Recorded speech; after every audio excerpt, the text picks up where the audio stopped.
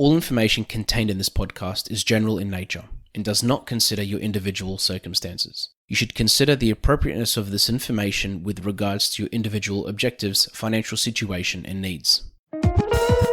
Welcome to Sharing More Than the Sheets, a podcast to help you and your partner make better financial and lifestyle decisions so that you can both focus on the things that you love.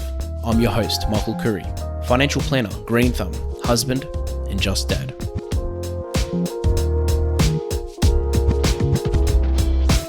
This episode is part of a series in which I will be interviewing experts in the field of property, whether purchasing a family home or an investment. The series is designed to assist you in making better and smarter property decisions. Whether you have a mortgage or not, interest rates are always a topic of discussion in the media and even with the discussions that I have with my clients. Now, a question I get asked regularly is whether to fix or whether to not fix a mortgage. And many people have different perceptions of this. Some have had experiences with it before, fixing an interest rate. And as a financial advisor, I'm not licensed to give advice on credit, which is why I work with mortgage brokers, and one in particular who is Jono from Tora Finance. Now, I've asked Jono to join us on this podcast episode to talk about this particular topic because, again, I get asked the question so many times. I thought I would have Jono back on the show to hear it straight from the horse's mouth. Jono, thank you so much for joining us again. Thanks, Michael, for having me. I think you are on one of our third episodes or fourth episodes when we first started sharing More Than the Sheets. And it's, you're my go-to guy when it comes to mortgages. And I'm sure this is a topic that you've had, a question that you've had posed to you a few times over the years. Can we probably start by, to those that don't know much about interest rates, can you maybe give a bit of a summary as to why interest rates go up and down? Yeah, so before we jump into why interest rates go up, we need to take a look at what the government's macro policies are in regards to the economy. So they have a macro policy of inflation of around 2 to 3%. So currently, inflation sits around 6%, for example.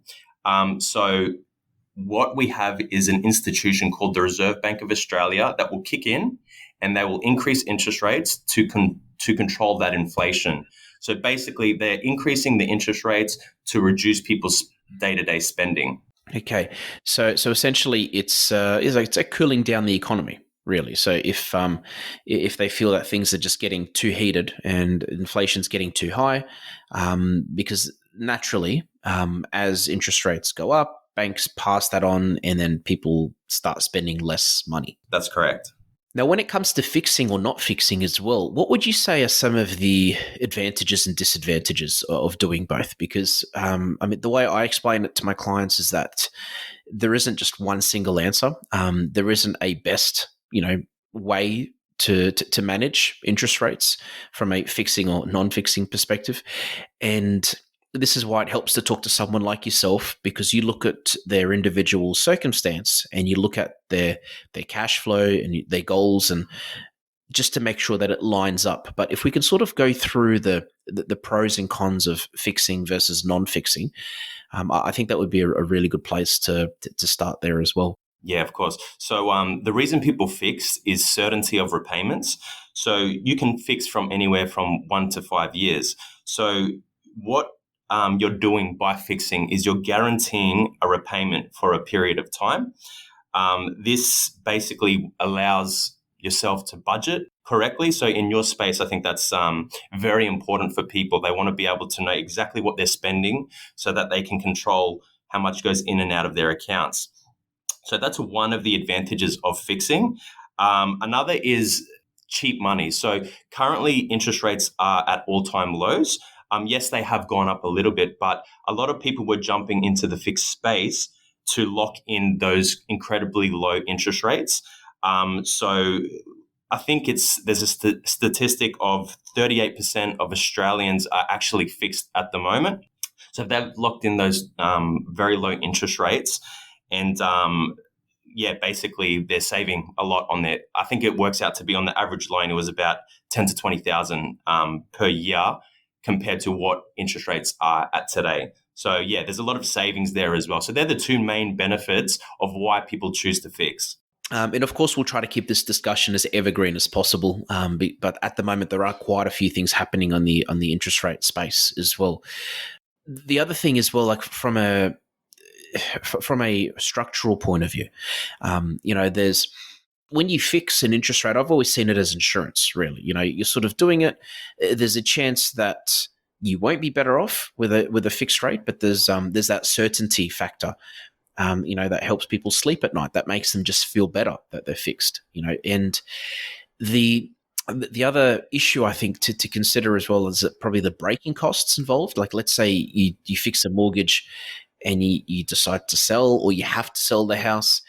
How does that normally play out? I mean, without getting into specifics with banks, because I'm sure they all treat things differently, but generally speaking, what are normally fixing costs? What do they normally look like, and how do they work? Yeah, okay. So typically when you're fixing your loan, you're entering into an agreement with the bank for a certain period of time of how long you're going to keep that loan for. So if you decide with the earlier to the fixed rate period ending that you want to end your mortgage, you're going to be charged a break cost. Now, the break cost is calculated based on the international markets, and it's based on those investors that are basically lending you out the money. So if you break early, those investors are being basically shortchanged, and so the bank will pass on that break cost to you to recoup the cost of you ending the mortgage. And with that as well, when it comes to fixing mortgages, like there's been a lot of cases where people will partly fix their mortgage. Because I guess another disadvantage to outline is that if they fix a mortgage, they can't, well, normally, and I know there are some exceptions, but normally they can't pay off the loan, or they can't pay off as much as they'd like to on it. Can you touch on that side of things, and probably the pros and cons of, well, we know what the cons are, but probably the pros of partly fixing a mortgage, and why you may recommend that sometimes? Yeah, so you get the best of both worlds when you decide to split your mortgage. So you can split half of the mortgage or whatever percentage you like to be fixed, and you can split the other portion to be variable. The reason you do that is because you're getting the best of both worlds. You're getting certainty of repayments on the fixed product, and then on the variable product, you're getting flexibility of repayments. So what a lot of our customers do, they aim to pay down that variable split as quick as possible so that they're paying less interest. But on the fixed rate, they pay the minimum repayment. So that's one strategy, basically saving on interest and paying down a mortgage quickly. Another strategy can be sometimes, and you're the financial planner, so you would know more about this, is tax strategies. So sometimes customers, like small businesses, may have a lot of funds, surplus funds available that they don't want to put into the mortgage. So they will put it into a separate offset account, and that will reduce their interest repayments. So there's a couple of different strategies of why people do this, but that's basically the reasons why. And just on the topic of offset accounts, we've touched on this in our last episode together, I believe, but for those listening to this that don't know what offset accounts are and how they work, and what the difference is, I guess, between putting the money in an offset account and putting it on the mortgage, can you outline that side of things as well? Yeah, okay. So if you were to get a standard variable rate home loan, you would, if you wanted to pay off the loan earlier, you would put your money directly into the loan. And the way that you would get those funds back out is through redraw, where the bank has something that makes banking a little bit easier. They allow you to open an offset account. Now, the way an offset account works is the bank will open you up a separate transaction account outside of the home loan, and they will link it to your home loan. What you'll do is you'll put those funds, those surplus funds you have, into that transaction account they've opened, and the bank will calculate the interest based on the home loan less what's in the offset. So basically, you hold money in the offset and it reduces your interest costs. So yeah, we find a lot of our customers love using an offset account just for flexibility and ease of use, basically. These podcasts have been brought to you by Better Financial Planning Australia. To book a free 15-minute phone chat, visit betterfinancialplanning.com.au. And even from a tax point of view, this is something worth talking to an accountant about, but there are some disadvantages of paying off an investment property loan, for example, compared to putting that money in an offset account. Because essentially from a tax perspective, the tax office look at what the purpose of the loan is for when they're assessing whether, interest on a loan, for example, is tax deductible or not.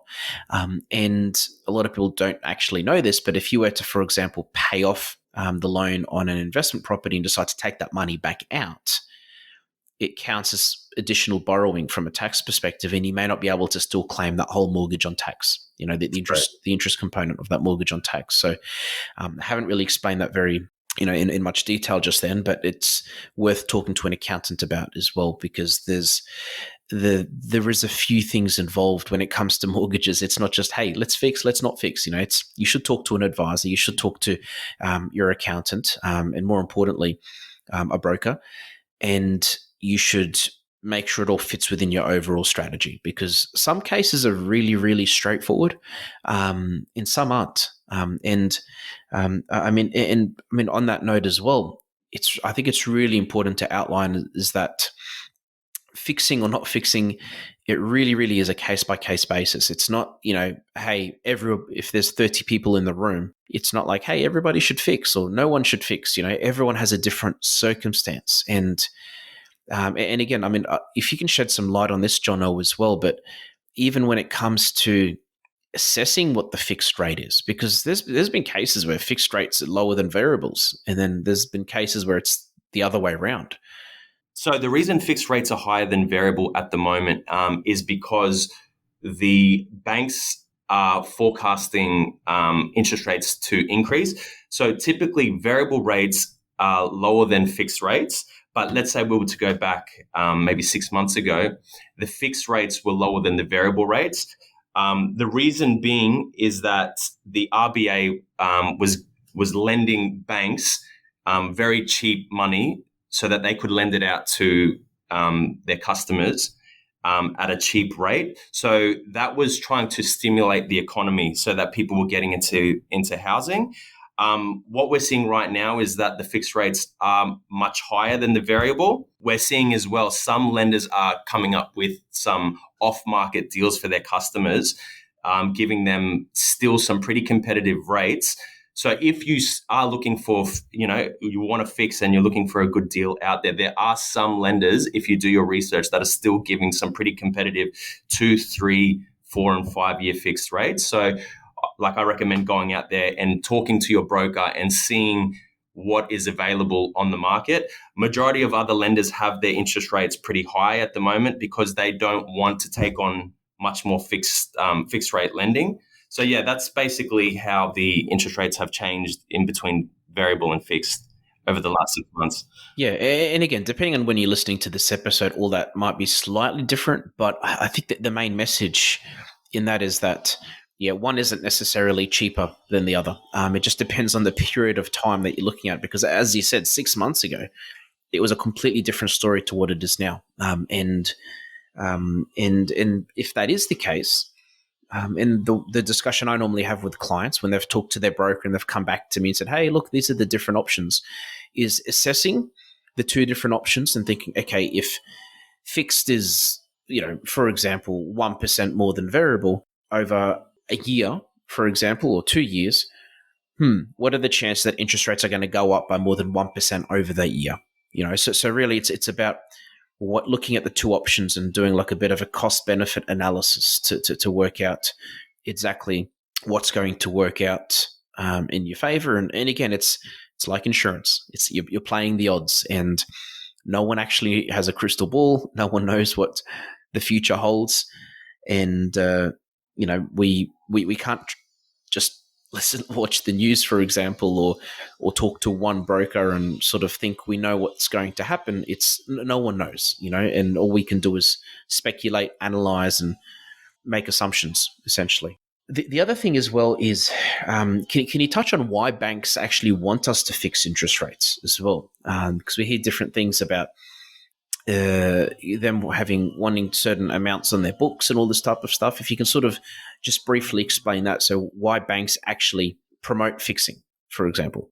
Yeah, so banks have a portfolio of kind of like how people invest in shares. They want to diversify their risk. So banks do the same. So they have a portion of their books that they want fixed, and that will guarantee them a return on their investment, basically. And then the other portion they will leave as variable. Another reason is that they get lending from different sources. So they can get lending from, let's say, for example, like I mentioned before, the RBA was giving bonds to the banks so that they could pass on this lending to their customers. So the banks were passing on these incredibly low fixed rates onto the customers, whereas sometimes lenders will use their investors' money for lending as well. So it just depends on what rate the banks get they're lending at, and then they will pass it on to the customer. So it's a bit like diversifying their own portfolio as well. So really, the main messages from all this, and the message that I wanted to really get across, and what you've explained as well, is that there are so many different situations as to when one strategy will work better than another. And it's so important to talk to someone like yourself to get a better idea as to what the pros and cons are of both options and what the different scenarios are going to look like. Because as we said, fixing might sound great, but at the same time, if you're planning on selling the house soon, or there's a chance that you will have to sell or potentially even refinance to buy another property, fixing may not be the way. And if it is, maybe not fixing the whole thing. But on the flip side, sometimes if you don't fix, you might regret it if interest rates keep getting higher. So there's that certainty, that sleep at night factor, that peace of mind that a lot of people do value. I just want to add to that, Michael, that 70% of Australians are leaning towards using a mortgage broker these days. The reason it's so important is the only way that you will truly be able to find the best rates on the market is by a professional who has all the statistics behind them. If you're going direct to the banks and hoping to get the best fixed rates at the moment, 9 times out of 10, you're going to be fixing in at a higher rate and not getting the most savings. Whereas if you use a mortgage broker, we know the lenders that are offering the sharpest rates. That could be because they want to increase their fixed portfolio. So we're seeing a couple of the lenders right now. During that time, they didn't get enough fixed customers on their books, so they're opening the doors for more people to come in. So all I can say is go to a professional who knows what they're doing, and that will ensure that you're saving the most amount of money if fixing is what you're looking for. And lastly, John, if anybody wanted to get in contact with you and Tora Finance, what would be the best way for them to do that? Yeah, so you can Google us. On Google, you'll find our office contact details, or you can visit www.torafinance.com.au, and it will direct you to contact us as well. Sounds good. And also, I can just to add to that, Jono's always willing to have a chat with anyone on the phone. So if you want to ever call him for a 5-minute chat to run anything past him, he's always handy with that, because I call him regularly to ask him questions. And we have many of those 5-minute chats that end up being a lot more than 5 minutes. And lastly, I don't know if you remember from our last episode, but we have our dad joke of the week. Yes. And I found a mortgage broking one. Oh, very nice. So, yes, apparently most people want to become mortgage brokers when they grow up. But at this rate, they're going to lose interest. I like it. Very relevant. It's pretty good. It actually said bankers, but I changed it to mortgage brokers. I've been watching lots of funny dad joke memes lately on Facebook, and they're just hilarious. But it's us dads we need to bring back the glory to our dadhood. I love it. Give us more. With our jokes, yes, always. Do you have any that you can think of? I didn't really prep you for that, but not really. No. Not really. It's, I'm not at that excellent. yet, so That's I true. don't That's have true. anything right now. All right, you're gonna pass. Yeah, okay. You can pass. Sweet. No, thank you so much for your time, Jono. Appreciate it so much, and I'm sure we'll have you back on really, really soon. Thanks, Michael. Thanks for joining us on Sharing More Than the Sheets. Please make sure you subscribe to be updated with future episode releases, and feel free to share this episode with any friends or family that you think it might benefit. Please visit us at sharingmorethanthesheets.com.au to submit questions or requests for future podcast topics. These podcasts have been brought to you by Better Financial Planning Australia. To book a 15-minute phone chat, visit betterfinancialplanning.com.au.